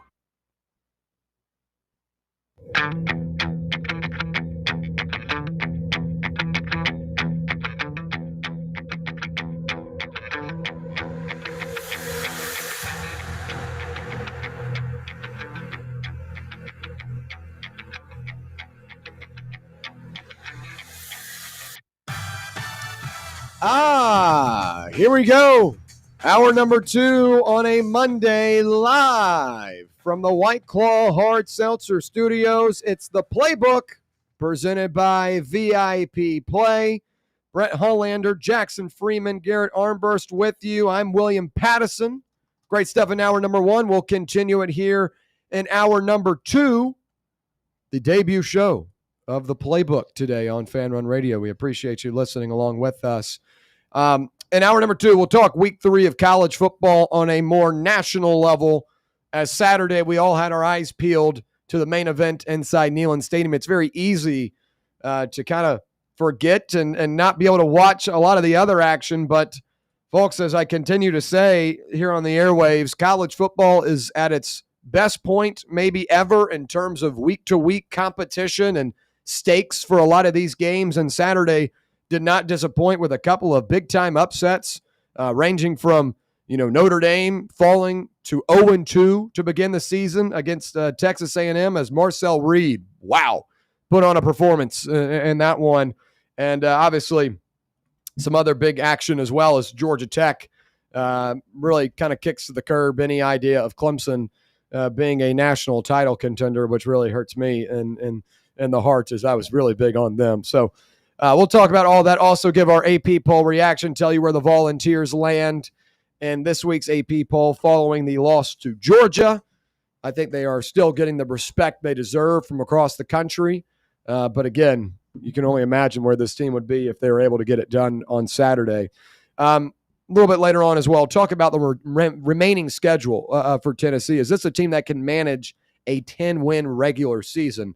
We'll talk about that as well. So let's get into our week 3 takeaways outside of Tennessee and Georgia. We'll cover our base there once again a little bit later on. But what I had my eyes on this weekend, at least beginning the day, Clemson and Georgia Tech, Alabama and Wisconsin. The reason why I was watching Alabama and Wisconsin is I want to see what Alabama looked like against another Power 4 level team. And, obviously the last time they played one, Florida State put a whooping on them. They returned the favor against ULM the next week, but, it's ULM. It's not like that's some, really, really impressive win in my eyes. I think Alabama just, really put the pedal to the metal. And Wisconsin is not a good football team by any means. They struggle with Ohio in week 1. They beat a Middle Tennessee State team that lost to Austin Peay in week 2. We shouldn't give a ton of flowers to that. They lost in week 1, but we shouldn't give a ton of flowers to that. But I will say, Alabama did look the part. They did look strong. They were able to, get a sizable win at home. And while I'm still not a huge Ty Simpson guy, he's been better through the last 2 games, 24 of 29, 4 touchdowns and 382 yards on Saturday. Did not really get the running game going much, but I will say for Ryan Williams, it was good to see him back looking like the version of himself that we saw at times last year. He goes 165 yards, 2 touchdowns, and 5 receptions. Had a long of 75. Really beautiful play that was. But I think Alabama is kind of in their Notre Dame phase from last year where they get, kicked in the nuts, and now they've got to, rebuild and try to get back on track. They've done that through 2 weeks. Now the SEC schedule is about to kick in, and they're going to have a lot of opportunities. Like did Notre Dame last year, the level of competition was different as Notre Dame played like Army and Navy, who were ranked teams that were undefeated, but obviously the level of competition not as good as the SEC. But they were able to respond emphatically in those games. Can Alabama do that in the SEC? I think is the big question right now. And I'll open it up to you guys. Do you believe Alabama so far through these last 2 weeks has proven that week one might have just been a disaster and it continued to unravel, and that maybe Florida State is a better team than we thought heading into the season. Garrett, beginning with you. I think Florida State's a good team. I think they're definitely could be an ACC contender, especially with how wide open the ACC looks to be this year. I think Miami's obviously the best team in the ACC, but Clemson already lost their name. Georgia Tech looks pretty good. Cal 3-0. Like, it's just a conference. SMU's not looking too good through the first 3 games of the season. Just kind of a conference where there's a lot of question marks there. I think you look at Alabama. And the ULM game, obviously, it didn't matter who they were playing the next week. Coming off that loss, it was going to be an absolute bloodbath. Then this past week against Wisconsin, I know Wisconsin's not very good. You still go into a tough environment, take care of business in a game that was never close. They were up, 28-0 to start the game. Wisconsin returned the kickback for a touchdown, made it 28-7. Wisconsin was never in it. Alabama controlled it the entire time, controlled the line of scrimmage. As you said, Ryan Williams looked good. I think Ty Simpson will continue to get better. I don't think Alabama is going to run the table and go 11-1 and not lose a game in, but I definitely don't think that they're going to go 7-5 or anything like that. I think in late November, Alabama will be right there in the SEC conversation. As you and me have documented, we still think that going into Tuscaloosa is going to be a very difficult game. I think if we thought that Alabama was going to go 7-5 this season, we would say that we really have a chance to win that game.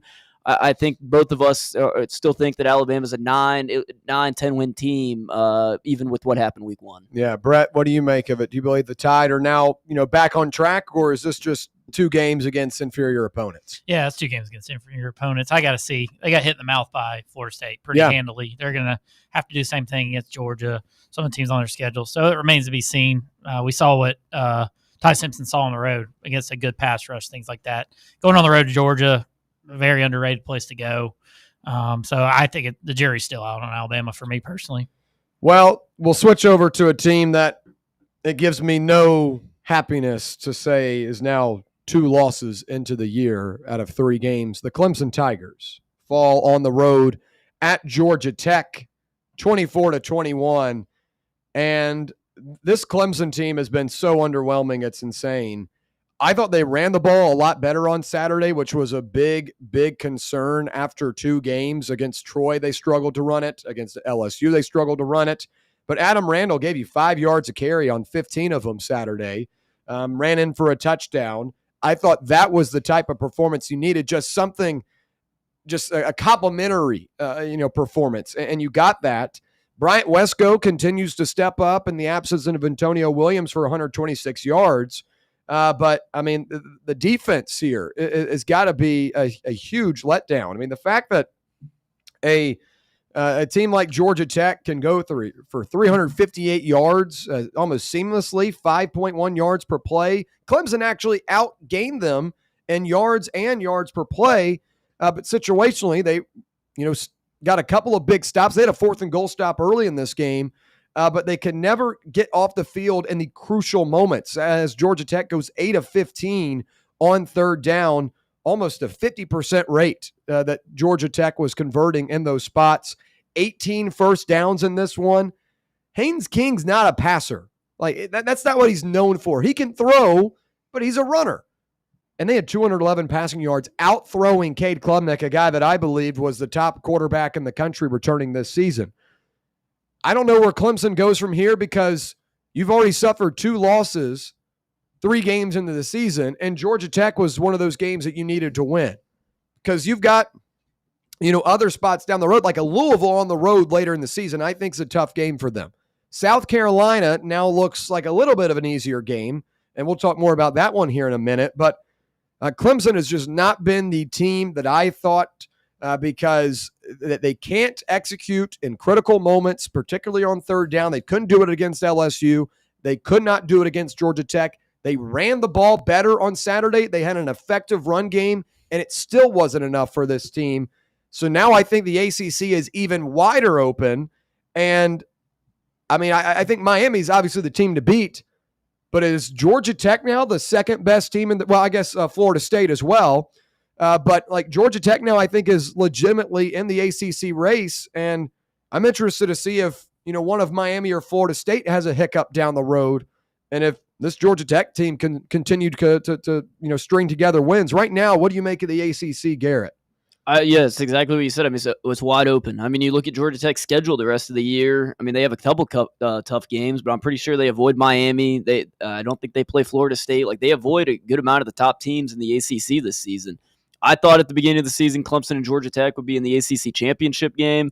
Clemson, as you said, has been underwhelming. TJ Moore has been basically non-existent on offense, which has been very surprising. Part of that wide receiver room, especially when you have an injury in the wide receiver room. And the rushing the ball just has not been good. Cade Klubnik has been very inconsistent this season so far. After throwing for 4,000 yards last year, I thought the improvements that he made under Garrett Riley at offensive coordinator were going to carry into this season.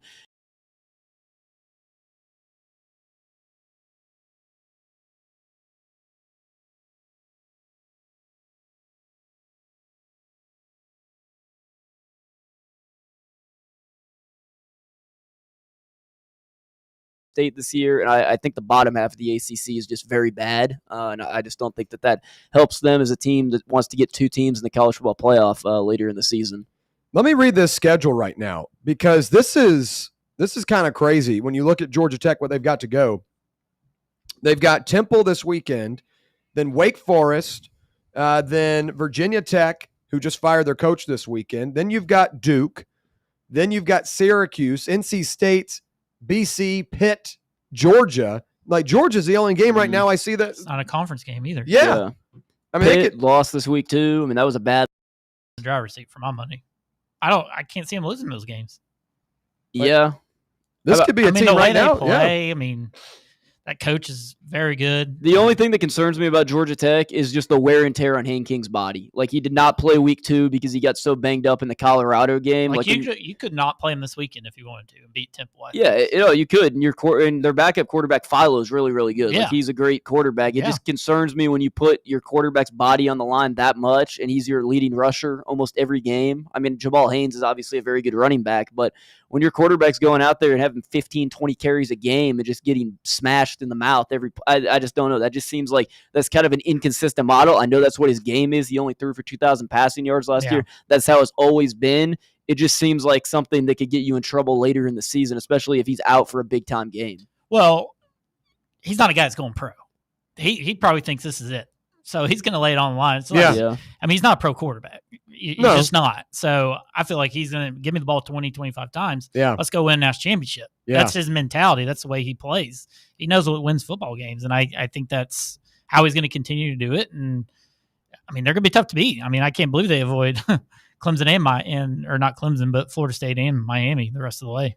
Yeah. The Yellow Jackets, a statement win this weekend.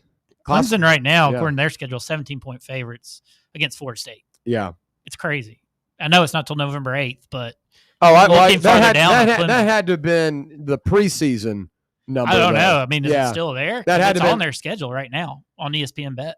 Yeah, that's probably just because they haven't updated it. That has to be You would be running to get that right now. Oh, sure. I don't think that's legit anymore. I think that's the preseason. Well, ESPN needs to update it because I'm about to go do that right now. Yeah. Okay, some other games as we go on the rest of the day.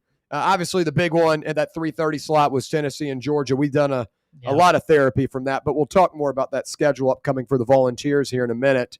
4:15 on the CW. It was Tom Brennan calling the game for the Hurricanes.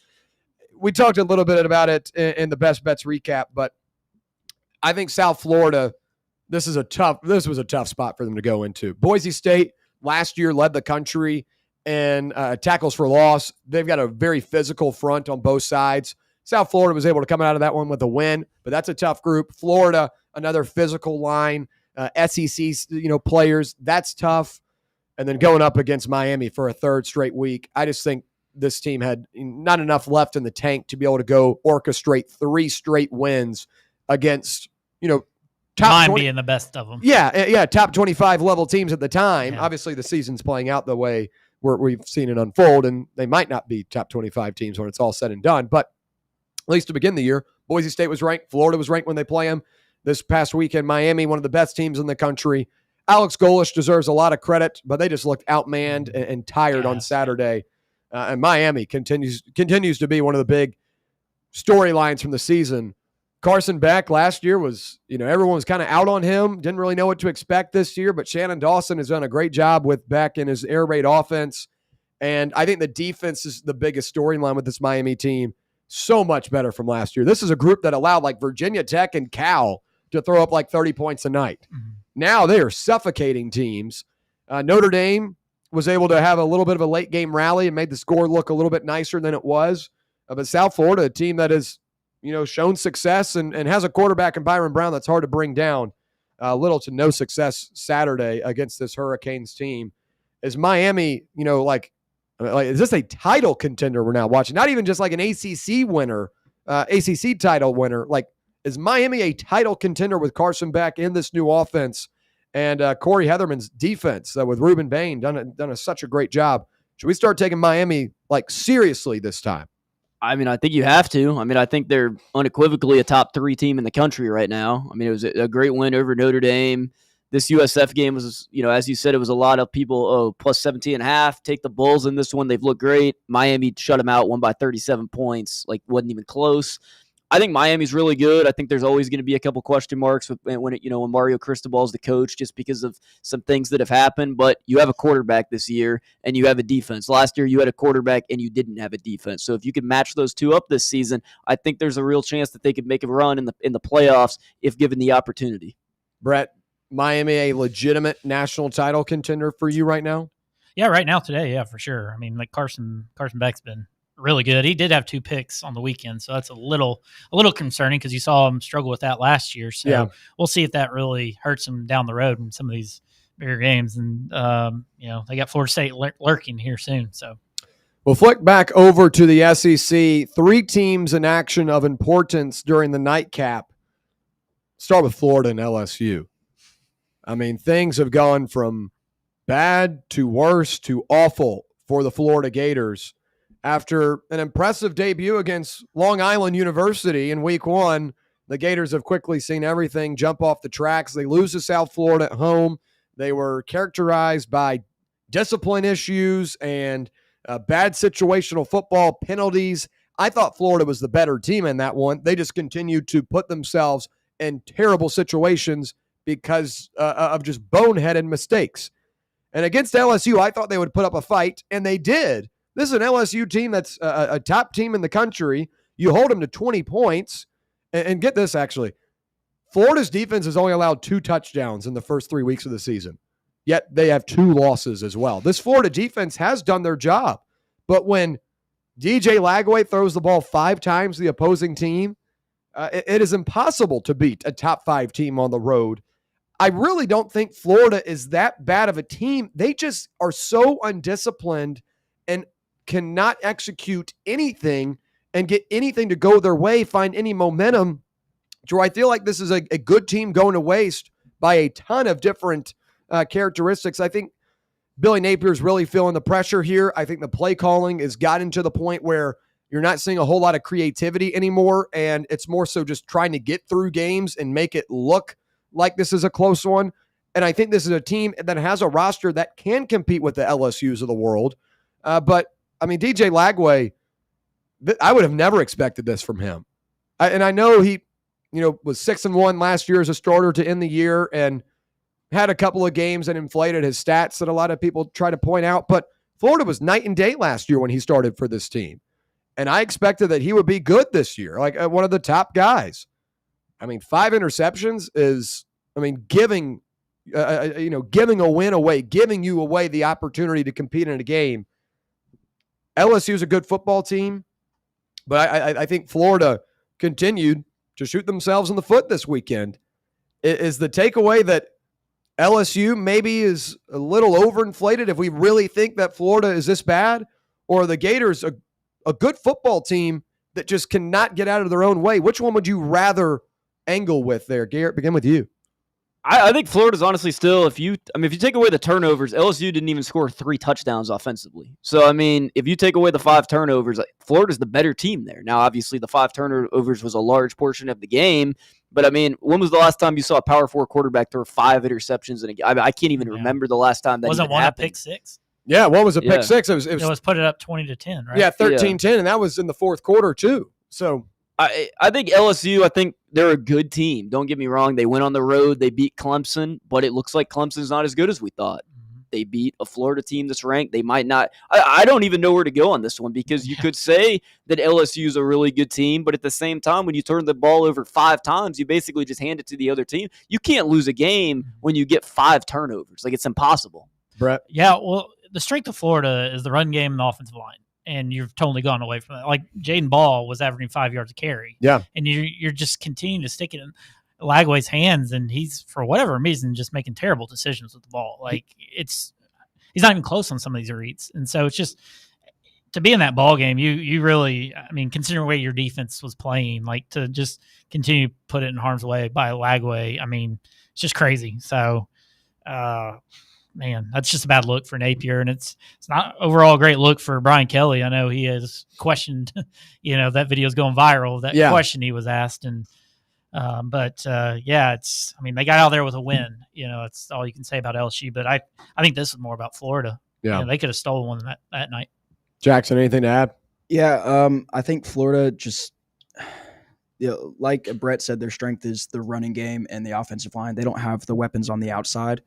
In my opinion, a big talk of the offseason was what freshman Dallas Wilson was going to bring to the receiving room, and he hasn't made his debut yet.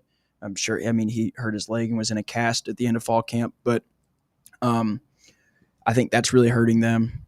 And I don't know. I don't like it when I see a team that's good at one thing and they try so hard to go away from that. Yeah. It doesn't work, and clearly it didn't work to the tune of 5 interceptions. Yeah, Dallas Wilson, you mentioned, was a top wide receiver last year in the recruiting class. Drew comparisons to Jeremiah Smith at times this summer, just with his size and frame. He was really good in the orange and blue game in the spring. But, I mean, I don't think, you can just say one guy is the issue for this Florida team right now. It's everyone. There are a lot of different issues for this team. And, man, I don't even know where this goes. But we do have an interesting YouTube chime in right here. Buck says, not even Jonathan Crumpton, the Waynesville worm burner, threw 5 interceptions. So that's one way to look at it. Jonathan Crumpton never did that. DJ Lagway, a guy that was considered to be a Heisman candidate coming into the year, was able to pull off that feat. At some point, like, your confidence has to be shot like after 5 intercept. Like, 3 is tough. You got to go to the bench at some point. I don't think they have the. Maybe that guy doesn't at least give it to him. I know it's Harrison Bailey, but Bailey's quarterback 3. Tremel Jones is their third guy. Okay, or their second guy, I should say. So, and he's a guy that has been really impressive in camp, and heading into the season, the Florida people were saying, man, it's going to suck losing him because obviously he's going to get some recognition in the portal. Does Napier go and bench Lagway to try and save his job and say, well, hey, we got a Tremel Jones, and I don't know, maybe give me another year. I don't know. He's running out of oxygen there for sure. What's crazy too is you say the run game, obviously a positive of the team. They threw the ball 49 times. Yeah, I can't do that. When you're in the ball game, you're in the ball game. You don't have to be throwing it 49. It's not like you're getting blown out 40-10. Yeah, you're 13-10 down in the third quarter, and you throw a pick 6. On your side of the 50. Yeah. Because it was a 60-yard return. Yeah, you had a lot of moments where you were in, field goal position or had an opportunity to score. I mean, did Florida change offensive coordinators or quarterback? Like, Lagway's regression is crazy. Billy Napier said he would still do the offense. And we haven't talked about the kid in Texas yet. Oh, I know. Yeah. I'm sorry. No, go ahead. What are you going to say? I don't know that we can call it a regression from Lagway because there wasn't much he showed last year. Outside of a Samford game, he was 9-9. But he's like a top. He kept them in that Georgia game. Obviously the turnover problem was an issue. He beat Ole Miss. Yeah, he brought an edge to that team that they didn't see with Graham Mertz. Yeah, and maybe he's not healthy. And that Georgia game too, he got hurt in that one, but the Gators went up 14-0 in that one. It is a complete 180 from what a lot of people anticipated. And I know there were some people that said he wasn't going to be that good, but I don't think anyone saw like what happened Saturday coming. Buck once again chimes in on the YouTube chat. Napier will be coaching his daughter's flag football team next year. So maybe he'll have some better play calling there. I do want to talk about this one on Saturday night, Texas A&M, a team that is constantly in the top 25 year in and year out, but then always gets to about 8-5 when it's all said and done. A signature win for Mike Elko and company, going to South Bend and getting it done. Marcel Reed, the former Montgomery Bell Academy product in Nashville, goes 17 of 37, 360 yards, 2 touchdowns, and also had 37 yards on the ground. A&M with a huge win at Notre Dame. And the big thing for me here is Notre Dame whiffed on their defensive coordinator hire. Yes. Al Golden last year was really, really good for this Notre Dame team. And that was why I believe they were so good. Now, he obviously goes to the NFL, and, you know, Fighting Irish were put into a situation. You got to find a new DC, and it was an absolute whiff of a hire. I mean, absolute whiff. I'm trying. Chris Ash is the name of it. Yeah, Chris Ash. I was slipping it. That might be one of the worst hires of the offseason. Like Corey Heatherman goes over from Minnesota, where he had a top 10 unit last year, goes over to Miami. They look night and day. Mm-hmm. Notre Dame was a top 5 defensive team last season, and you lose one coordinator, and Chris Ash is the new guy in line, and he looks horrible. They've done a complete 180. 41 points allowed at home. I don't care if it's Texas A&M. I don't care if it's, you know, the damn Chiefs walk in the building and put up 41 points. Notre Dame's defense doesn't allow that type of stuff. And I feel like Marcus Freeman, as good of a coach he is, made a big-time malpractice adding Chris Ash as the new guy. He's over his skis. He's never played this role before.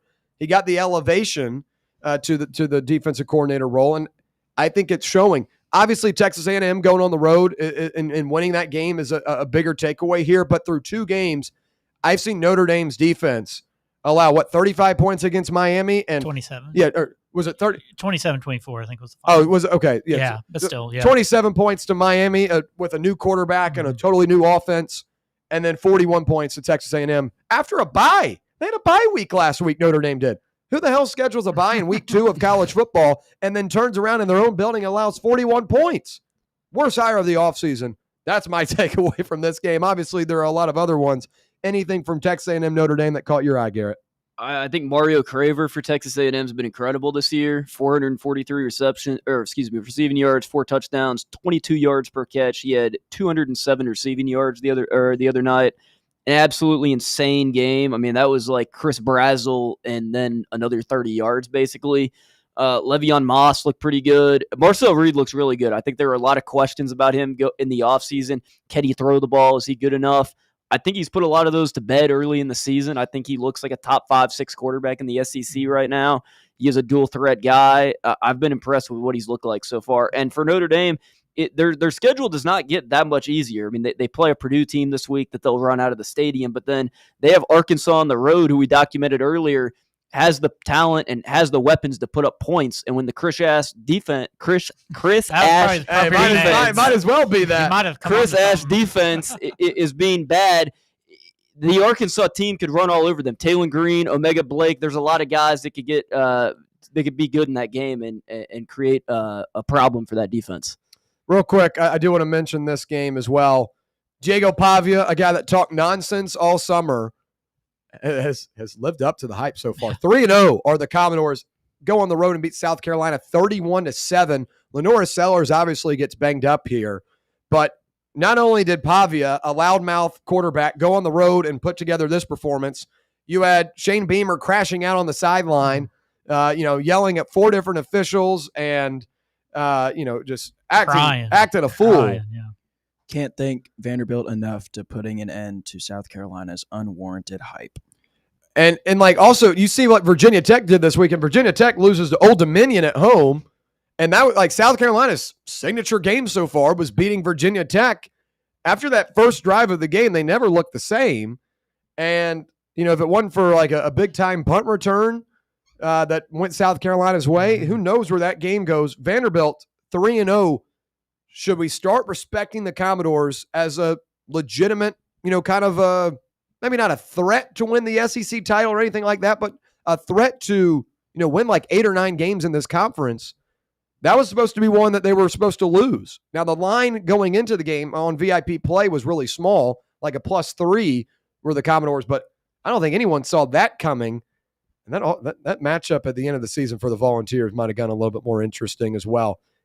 Is this Commodores team legit, or are they just susceptible right now to playing a couple of teams that maybe were a little bit overrated heading into the year?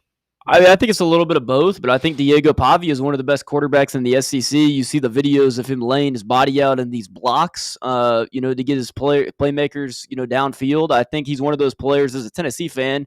Maybe you don't like to see him succeed, but he's one of those guys where if he was on your team, you would be your favorite player. Like, for him to come back and say, I came back for us to win the national championship. No one with a brain knows that Vanderbilt is not going to win the national championship. But for your quarterback to say that, you have to love it. They play Georgia State this next week. They'll be 4-0.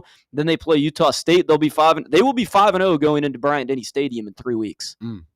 Vanderbilt, what a world we live in 2025, where the Vanderbilt Commodores are 3-0 with a beat-down win against a top 25 team. How crazy is that? When we come back, we'll react to the AP Top 25 poll. Stay right here. It's the Playbook, presented by VIP Play on Fan Run Radio. For the fans, by the fans, this is Fan Run Radio, Knoxville.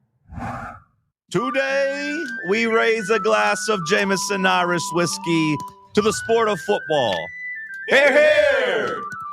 To Gaelic football, born in Ireland in 1885 in its thrilling blend of soccer, rugby and basketball. On a massive field, 15 players kick or hand pass a round ball to score points over a bar or into a net. No pads, no helmet, no sense. Hear, hear! To college football, which kicked off in 1869 when Rutgers beat Princeton 6-4 in the Battle of New Jersey.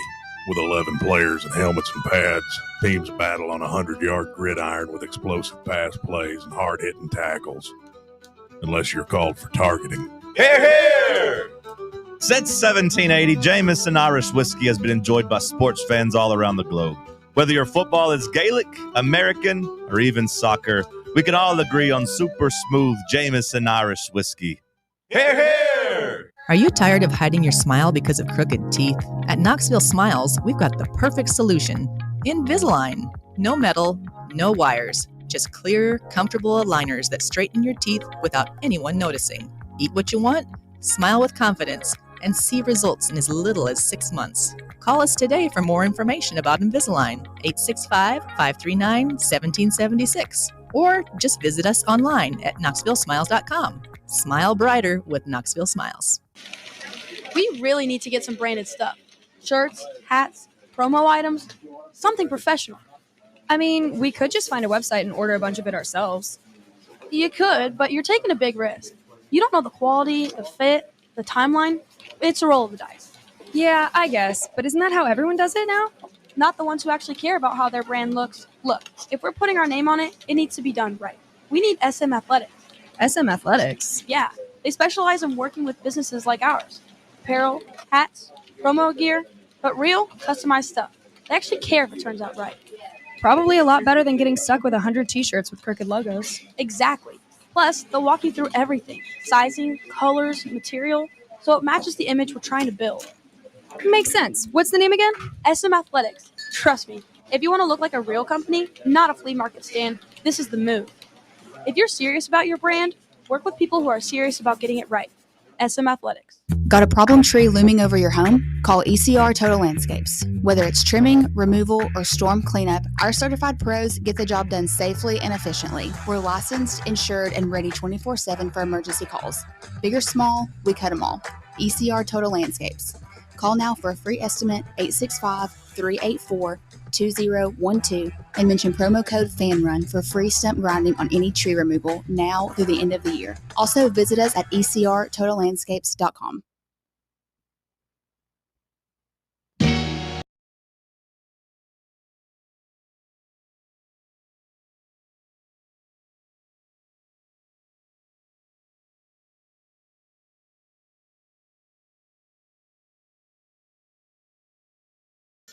All right, back here on the Playbook, presented by VIP Play. We appreciate you hanging out with us on this Monday, whether it's on the free Fan Run Radio app, 105.7 FM, 1340 AM here in K-Town on the local dial or on the X/YouTube live stream. However you're listening or watching, we do appreciate your time. Okay, the AP poll came out, and Notre Dame became the first team in 37 years to start a season 0-2 and remain ranked, landing number 24 on Sunday in the AP Top 25 poll, with Texas A&M moving up 6 spots to number 10 after beating the Fighting Irish. Number 1, Ohio State received 55 first-place votes to remain atop the poll for the third straight week. Number 2, Penn State, and number 3, LSU also held their spots. Miami moved up a place to number 4 and received 3 first-place votes, with their romping of South Florida on Saturday. Georgia jumped a spot to number 5 after the win over Tennessee, but the Volunteers remained at 15 in the AP poll. Not very often do you see a team lose and remain in the exact same spot, but the Volunteers impressed many people across the country. A couple more ones. Oregon slipped 2 spots to number 6. Florida State moved up 3 to number 7, taking advantage of Notre Dame's loss and some struggles from Texas. The preseason number 1 Longhorns are now down to number 8 after a sloppy victory over UTEP. Number 9 Illinois and Texas A&M round out the top 10. USC enters the mix this weekend, as well as Georgia Tech and Vanderbilt. A couple of new entrants. Vanderbilt number 20 in the AP Top 25 poll in the third week of the season. What world do we live in? Your reaction, guys, to the AP poll. Mine is this. From a Tennessee angle, I think it shows that a lot of people respect this team, and a lot of people watched Saturday's game and said, yeah, Tennessee's a good football team. And where would this team be right now if you had gotten it done Saturday? Like, is this a top 6, 7 team in the country, a top 8 team in the country if you win on Saturday against Georgia? Maybe if you had held them to, maybe not 41 points in the event that Tennessee had won, or 38 points in the Tennessee had won. But I mean, I still think you show that you match up with them. And if that's played on a neutral site field, I feel like Georgia's about a touchdown favorite. But I mean, in terms of how you stack up the best teams in the country, I thought Tennessee did everything they could, even in a loss, to show that they can hang around. So I think being at 15 is the right call, and it shows the respect this team is getting across the country for what they did. What do you make of Tennessee being at 15, Garrett? I think it's fair. I mean, I thought they would have probably slipped down closer to the 20 mark after the loss, but as you said, the AP voters obviously felt as though that they played pretty, 50-50 with Georgia the entire game. As we said, we probably played better than Georgia for 56 minutes. Didn't close out the game, though. I think 15's fair. I think it's a fair ranking to be at right now. There's improvements where if you have a signature road on the win against Alabama, or if you go into the swamp and win a game later in the season, you can still be a top 10 team. You're a possible playoff team. If you have a sloppy loss to Mississippi State or Arkansas, you probably slip out of the top 25. I think it's a good spot to be in. I think it's completely fair. Brett, the Volunteers deserve that 15 spot. Yeah, I mean, you also had the teams ahead of you lose, the 11 and 12 teams, I believe. So that kind of helped you stay where you were. But yeah, I mean, I don't know if Georgia's a top 5 team or not. I think we exposed some weaknesses on their end as well. But yeah, I think it's fair. I think the only problem I had with it was South Florida dropping out completely. Really? I mean, if you're going to keep Notre Dame in at 0-2, I mean, at least South Florida had 2 of the best wins on the schedule at the time being. Like, I thought it was a little unfair to them. I mean, I know they got blasted, but I thought that was a little unfair. But other than that, I don't think I have a big problem with the rankings overall. Yeah, I'll table that point real quick. Yeah. We want to hear Jackson's thoughts at 15. Jackson, you believe the Vols are still a top 15 team in the country? Oh, without a doubt. I think them dropping it all would have been pretty criminal of the AP poll, because had they won that game, they likely would have been a top 10 team, and one kick decided that game. So it didn't make much sense for me for them to drop, because it wasn't like, they put up 21 points in the first half, and then like last year they got shut out in the second half. They kept it close until the very end with a team that's most likely going to be in the SEC championship, most likely going to be in the college football playoffs. So I think it is extremely valid for them to have stayed at 15. Brett, you mentioned that South Florida moment, and I do want to mention that here in a second. But Buck chimes in on the YouTube chat. We would have went number 9 depending on how we won. Tennessee did well, but I agree 15 seems right. So the consensus so far on the YouTube chat is that Tennessee belonged at 15. South Florida wins over Boise State, not a team that's currently ranked. The win over Florida now seems, even though I believe Florida's a better team than 1 and 2, their record is an example of a ton of mistakes and malpractice coaching wise. So now, like, your strongest wins are 2 unranked teams, and you get belt whipped by Miami. I mean, 49-12 is a pretty controllable loss. For Notre Dame, you lose to Miami and you lose to Texas A&M, 2 top 10 teams in the AP poll's eyes, and you do it by, less than 3 points apiece. Mm-hmm. So while I do think Notre Dame still deserves to be a top 25 team, I do understand what you're saying. Like, that was an 0-2 team still in the AP top 25. It's Notre Dame. Yeah. So you feel like they're just because of the logo they're getting the win. Yeah, absolutely. Well, I think there's a lot of teams, though, where it's based on they base it way too much on the preseason rankings. That is true. Like, I don't think Ole Miss is the 13th best team in the country. Ole Miss. I don't think so. I think Georgia Tech should be higher. I mean, there's a lot of things in here where you can move them up, down 2-3 slots. But I think the AP poll as a whole does a pretty good job of. I mean, ranking 25 teams is not easy. I think they do a pretty decent job of it. There's always going to be a couple mistakes here and there. I'm with you. I think USF could still be ranked, but in the fashion of losing by 37 points and the wins now looking maybe not as good as they did at the time, whereas a Notre Dame team has lost by 4 points combined to 2 top 15 teams in the country, top 10 teams in the country, really. So I don't know. It is a little bit criminal, though, to see a team 0-2. I mean, Michigan's 2-1. I mean, and South Florida's got 2 better wins. I realized the loss wasn't as bad because they went to Oklahoma and got beat by 10. Yeah, compared to, and I think that is part of the logo that you're saying. Yeah. I mean, it definitely is, and I don't know. I mean, I think that's part of the way the AP poll is always going to be. Is the people that have a ballot that vote on it. That's just the way they kind of look at it. I think they did the right thing in dropping Texas. Texas has looked very bad the past couple weeks. I think Oregon is better than the 6th-ranked team in the country. I think Oregon's a legitimate national title contender, top 3 team in the country right now. Yeah, I would agree with that. Oregon, very, very strong. I think that was a team that was kind of undervalued heading into the season because you did lose a lot, but Dante Moore has looked the part. And I know they haven't necessarily played anyone yet. Oklahoma State's a dumpster fire, but you beat a team 69-3, and you'll get you deserve some credit for that. That's just a beatdown. And Mississippi State will probably be in the rankings by the time we get there. I'm surprised they're not already. They're right. Yeah. I mean, there's 70, 105's 25th. So yeah. So they'll definitely be encroaching on that. You mentioned Ole Miss because that's a team that they always get ranked preseason. Yeah, it's crazy. And I will give Kiffin credit. He's always been able to formulate success with the Rebels, regardless of if they win the big games or not. They'll win like 10 games, but they'll lose the big ones. Last year, it was kind of an opposite. Like, they got the big one over Georgia, but would lose to like a Kentucky and it put them back. But this year, 35 points to Arkansas at home, I don't think is a good look. And they've got a quarterback situation. I don't think they do. That kid was pretty good. Well, that's what I'm saying. Austin Simmons might have lost his job this weekend. Like, Trinidad Chambliss looked really good, and he was in command. Yeah. So now, but that's going to be another dynamic of this team now. Like, going forward, who do they roll with?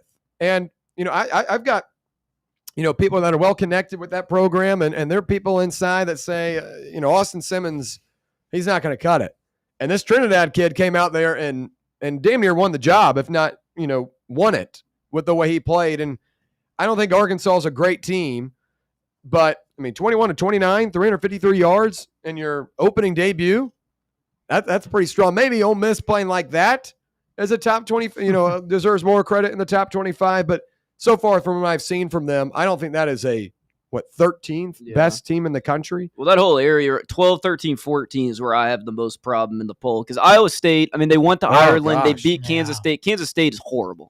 They're terrible. They had trouble this week with Arkansas State. It was an odd game. They played in Jonesboro against Arkansas State. They only won the game by 8. You have Ole Miss at 13. And then you have Alabama, and I don't want to be the person that says, but why are they ranked ahead of us? I mean, it doesn't make sense. Their loss was to a Florida State team by, they got run out of the stadium. We kept it intact with a top 5 team in the country by 3. They beat a Wisconsin team. We beat a Syracuse team. Like, our resume is better than their resume. They shouldn't be ranked ahead of us. Yeah, a couple more comments from the YouTube stream. Chris Griffith says, the biggest joke about top 25 is Bama going up 5 for beating no one, and Ole Miss up 4 spots for beating Arkansas. And then Buck chimes in on that Oregon comment. Isn't Oregon, this is Oregon every year, but can't finish it out. I don't see them as a threat, my opinion only. I do think Oregon is good. But that Alabama comment, I mean, Georgia's ranked ahead of Florida State in the polls. Georgia's 5, Florida State 7. Florida State pounded Alabama. Tennessee and Georgia were neck and neck. Syracuse is better than Wisconsin, I think. And I guess you can take your pick of ETSU and ULM, but hell, ULM didn't look that good. I think the main reason why I believe right now Alabama's above Tennessee is that they'll be probably a touchdown. I'd probably say a 5.5, 6-point favorite in Tuscaloosa right now would be the Tide. Would you agree with that? I think that's fair. Because sometimes I think about these rankings, like put these two teams on neutral sites, who's favored. I'd probably say Alabama be favored. I mean, Alabama's going to be favored in Tuscaloosa by about 6 points. Iowa State, though, I'm going to about start fading them every week. I think they're frauds. Kansas State's terrible. And what do you think about Illinois at 9? I like they got a test this weekend, so we'll see. They do. I like Illinois a lot. I think their defense is really good, and they showed that against Duke. 5 turnovers, beat them 45-19, and that was a really, really close spread heading into it. I know Vegas isn't everything, but those are the models that stack these teams up. I think Illinois is a team that a lot of people need to educate themselves on, and I don't mean that in a negative connotation by any means, but Illinois football isn't drawing a ton of eyeballs. They got a veteran quarterback in Luke Altmaier. They've got 3 or 4 guys on the defensive side of the ball that should have gone to the NFL draft and came back. Xavier Scott being one of those in the secondary. Gabe Jacques on the defensive line. I think Illinois is a good football team. We'll see how they do against Indiana. Garrett was talking to me about it during the break, but that's an interesting line right now too. Illinois not getting a ton of respect. And I'll try to pull it up real quick. Because Indiana 6.5-point favorites. Yeah. That's crazy. And Bebby or BB Jr., the running backs, out, hurt. Yeah. And that was one of Indiana's big pickups out of UAB this offseason. Well, Mendoza's a heck of a quarterback. So yeah, I do like Mendoza a lot. Yeah. I do like Mendoza a lot. Yeah. All right, when we come back, we'll have our final thoughts, taking a look at the rest of Tennessee's schedule following the loss to Georgia on Saturday. Stay right here. It's the Playbook, presented by VIP Play on Fan Run Radio. Congratulations. You found sports radio that doesn't suck. This is Fan Run Radio, Knoxville. Yeah, it's another day, but what kind of day is it really? A day of doom scrolling? Laundry day? Nah, it's a White Claw day. Light and refreshing tasting, uniquely cold way filtered. There's an iconic flavor for everyone. So grab a pack, grab your friends. Make the most of each day with those who matter most. When you're together with White Claw, every day is a once-in-a-lifetime experience. You just gotta grab it. White Claw. Grab life by the claw. Please drink responsibly. Hard seltzer with flavors. White Claw Seltzer Works, Chicago, Illinois. Tired of waiting for the weekend or good weather to play around? From casual to committed, Back 9 Golf has got you covered. Open to the public and offering flexible membership opportunities, they offer 24/7 access to 5 different simulators, providing cutting-edge technology, instant swing feedback, fun mini games, and a wide variety of courses to choose from. Perfect for that solo round you want after work, or swing by with food and drinks for an afternoon with friends and family. No stressful tee times, no rain delays. It's Back 9 Golf your way. Book your tee time now at theback9golf.com. A brand built in Tennessee and born from the love of the game, Inward Half revolutionizes golfing comfort. Crafted by a former pro and dedicated enthusiast just like you, our luxury performance wear guarantees you stay cool and comfortable through every swing and every day. We're not just a brand. We've set out to create a lifestyle for those who understand that impeccable style and premium performance are a hole-in-one. Enjoy the walk-in with Inward Half. Hey, folks, if you're in need of a lawyer, you need to call my friend Jerry Givens. I've known Jerry since high school and can personally vouch for him. He's East Tennessee through and through, and if you're going through a divorce, bankruptcy, or a DUI case, you'll need someone you can trust on your side to help you navigate the local legal system. You can trust Jerry Givens. Call the law offices of Jerry Givens today at 865-801-9250 to schedule your free consultation. That's 801-9250. As veterans, we're no strangers to helping others. That's what we were taught, service before self. But we do have one question for the veterans listening. When was the last time you reached out for help? If you or someone you know needs resources, whether it's for stress, finances, employment, or mental health, don't wait. Reach out. Find more information at va.gov/reach. That's va.gov/reach. Brought to you by the United States Department of Veterans Affairs and the Ad Council. Blackford Veterinary Surgery Referral specializes in surgeries not regularly performed by your pet's general veterinarian. They're currently accepting referrals from vets all across the country. With their newly renovated state-of-the-art surgery center and highly trained staff, clients can rely on professional and thorough care. If your vet says that your pet needs surgery or rehab, ask for a referral to Blackford Vet and let them get your best friend back on its feet. Located conveniently in West Knoxville. For more information, visit blackfordvetsurgery.com.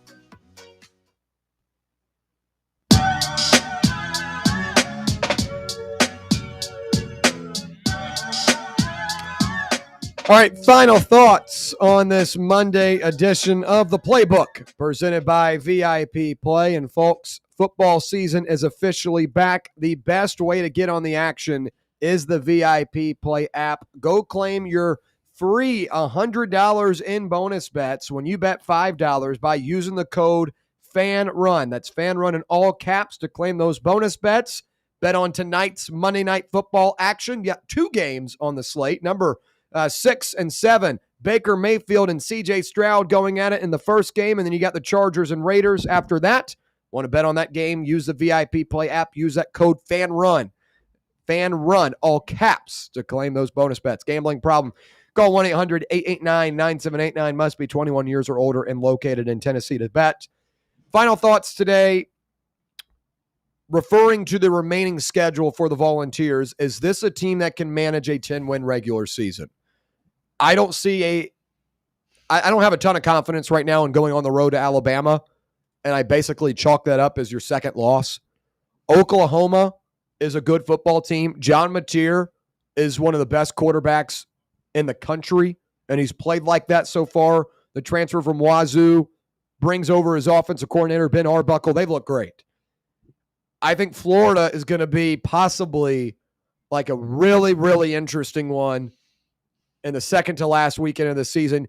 It's damn near impossible for Tennessee to get a win in the Swamp, and this could be the one that knocks you out of the postseason. And Florida last year went on this run where they were basically knocking on doors and taking out playoff hopes. They did it with LSU. They did it with Ole Miss in the final couple of weeks of the season. I don't project that necessarily this year because I don't think Napier will be the guy on the sideline. But what if you get like a motivated, just kind of, this is our big game type of situation from that Florida team, and they get it done? I think your best bet right now is just, finishing that Oklahoma or Kentucky on completely clean. But Mississippi State, Vanderbilt after this weekend and after the last 2 weeks have a little bit more of a circle by it. Give a quick whip around real quick to each of y'all. 10-win season, and is that still achievable when you look at the upcoming schedule, knowing how close you were on Saturday against Georgia?